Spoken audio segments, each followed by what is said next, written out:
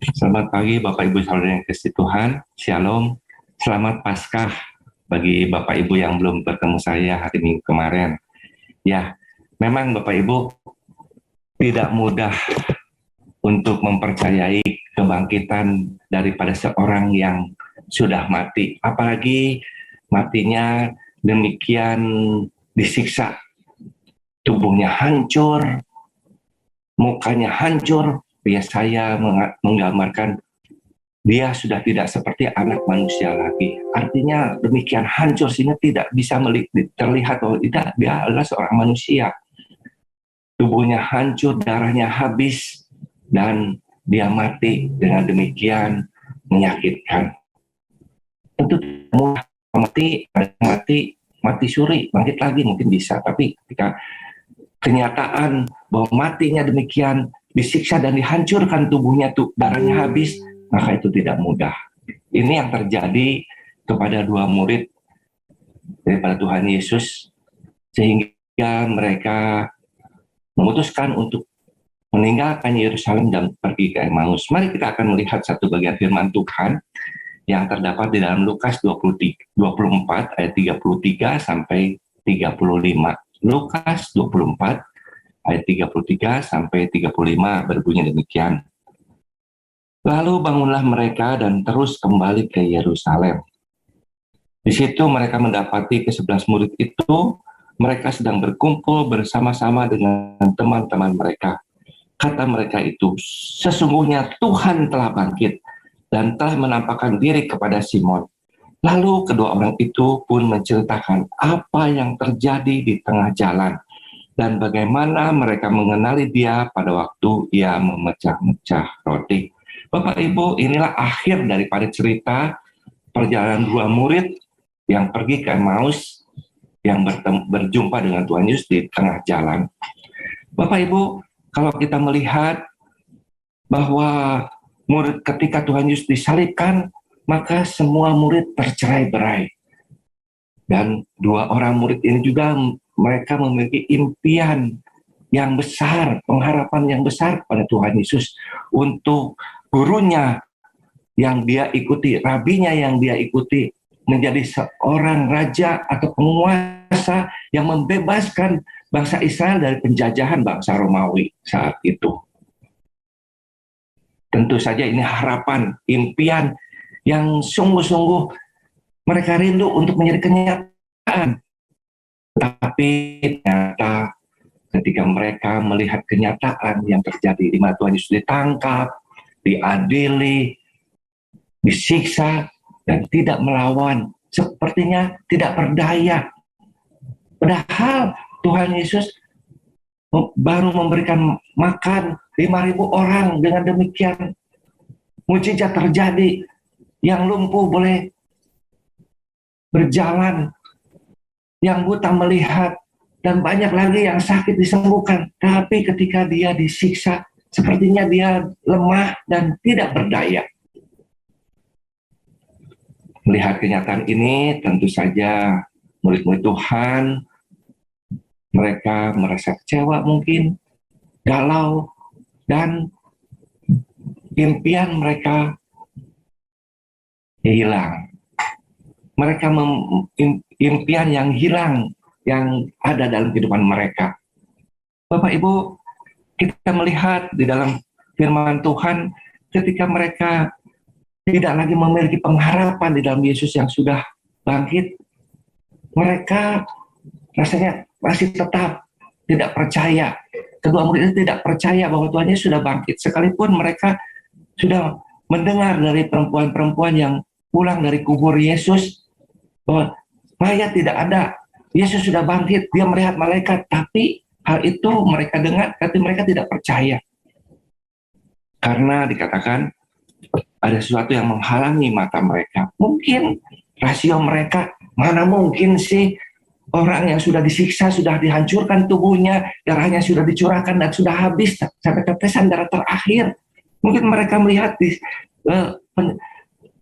penjaga tentara menusuk lambung Yesus dan darahnya tercurah sampai tetesan terakhir. Mana mungkin sih orang yang seperti itu bisa bangkit, bisa hidup kembali. Itu yang ada rasio. Mungkin juga mata mereka terhalang oleh keputusasaan yang hilang, yang impian yang hilang. Mereka putus asa karena harapan mereka hilang. Kebangkitan Tuhan Yesus menurut pikiran mereka tidak masuk akal. Karena kematian yang mengenaskan, yang disalib itu dengan demikian keji, itu penderitaan yang amat-sangat dirasakan oleh Tuhan Yesus. Pasti tidak mungkin bisa hidup.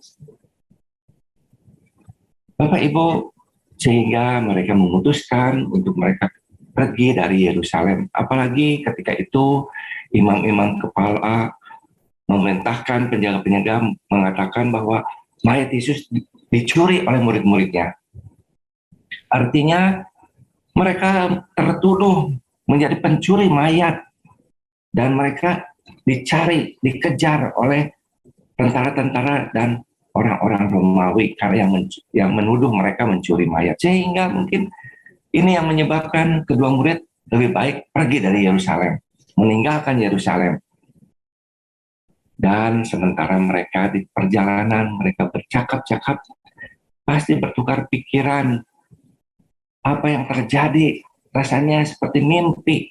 Baru kemarin bersama-sama dengan guru mereka, dengan Tuhan Yesus.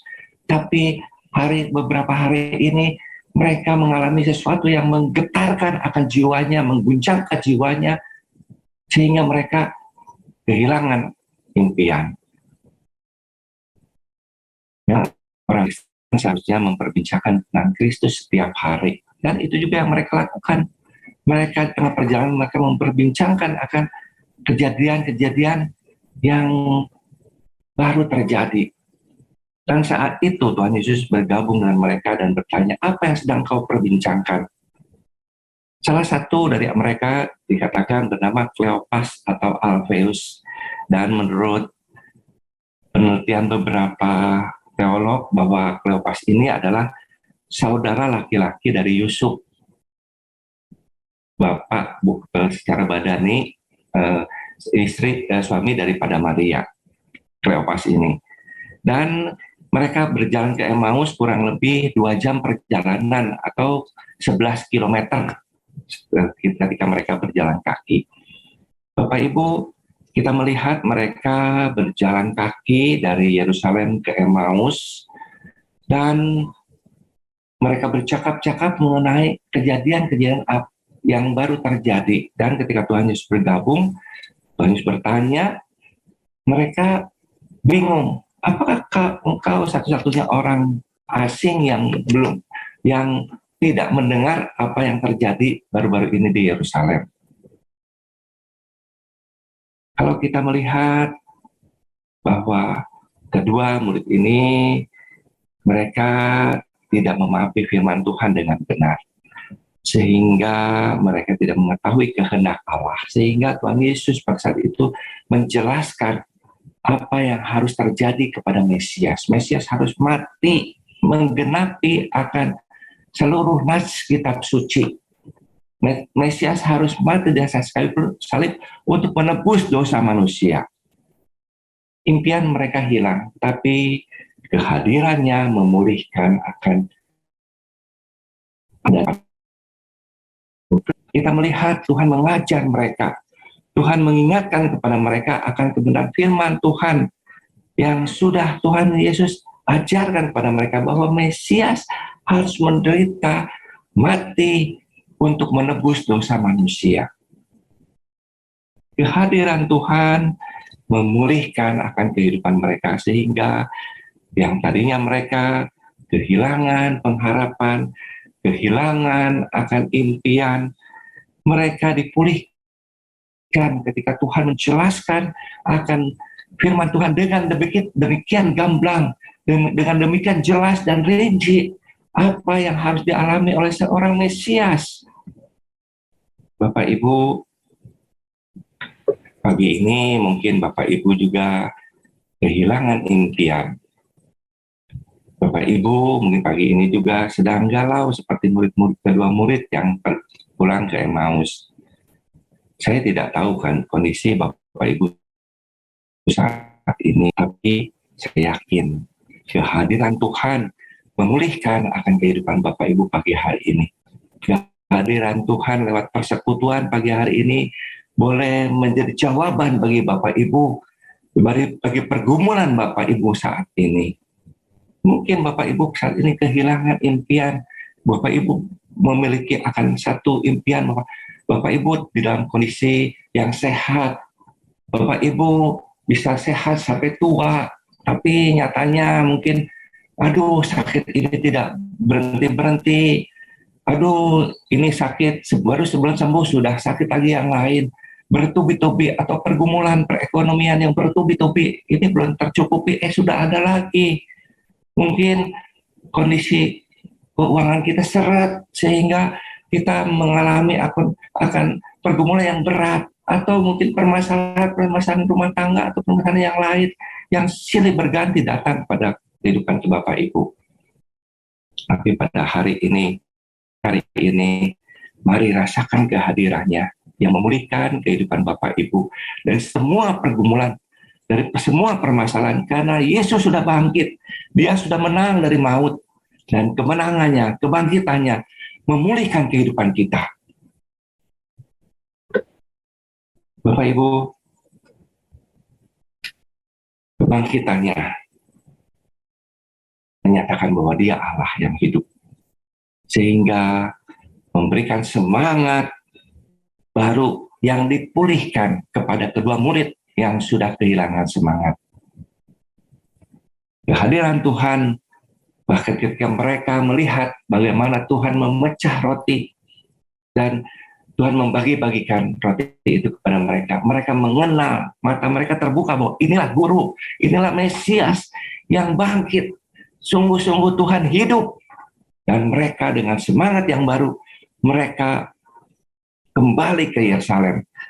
Dikatakan oleh firman Tuhan, kata mereka seorang kepada yang lain, bukankah hati kita berkobar-kobar ketika Ia berbicara dengan kita di tengah jalan, dan ketika Ia menerangkan kitab suci kepada kita, sehingga ketika hati mereka sudah patah, impian mereka sudah patah, mereka sudah patah arang pada semangat, tapi ketika Tuhan menjelaskan kitab suci, mereka boleh bangkit kembali, berkobar-kobar, dan semangat mereka boleh kembali pulih, sehingga ketika mereka sampai di Emmaus sudah cukup sore, dikatakan matahari sudah hampir tenggelam, tetapi mereka memutuskan untuk kembali ke Yerusalem, untuk kembali berjalan 11 km atau 2 jam kembali ke Yerusalem untuk membawa berita sukacita yang mereka terima. Bapak Ibu, biarlah semangat ini juga yang boleh memulihkan akan kehidupan Bapak Ibu pagi hari ini. Sehingga berita sukacita ini tidak hanya sampai kepada Bapak Ibu, tapi sampai kepada tetangga-tetangga Bapak Ibu, sampai kepada setiap orang yang Bapak Ibu jumpai bahwa Yesus sudah bangkit, Yesus sudah menang, Dia Allah, Dia Mesias yang dijanjikan, dan Dia yang memberikan pengharapan baru dalam kehidupan kita. Tuhan menginginkan kita tetap memiliki pengharapan. Tuhan tidak mau kita di dalam keterpurukan iman. Tuhan tidak mau kita tenggelam di dalam kecemasan. Tuhan tidak mau kita jatuh di dalam keputusasaan dan kekecewaan. Tuhan tidak mau kita hidup di dalam kesedihan dan larut di dalam kekecewaan. Tapi Dia bangkit untuk meyakinkan bahwa Dia adalah Allah yang senantiasa menyertai, menemani kehidupan kita di dalam sepanjang perjalanan kehidupan kita. Biarlah kita terus percaya kepada Tuhan. Biarlah terus kita menggantungkan kehidupan kita, pengharapan kita sepenuhnya ke dalam tangan Yesus yang sudah bangkit. Kita hidup senantiasa boleh berjalan bersama Tuhan setiap hari, karena Dia Allah yang setia yang menyertai kita. Amin.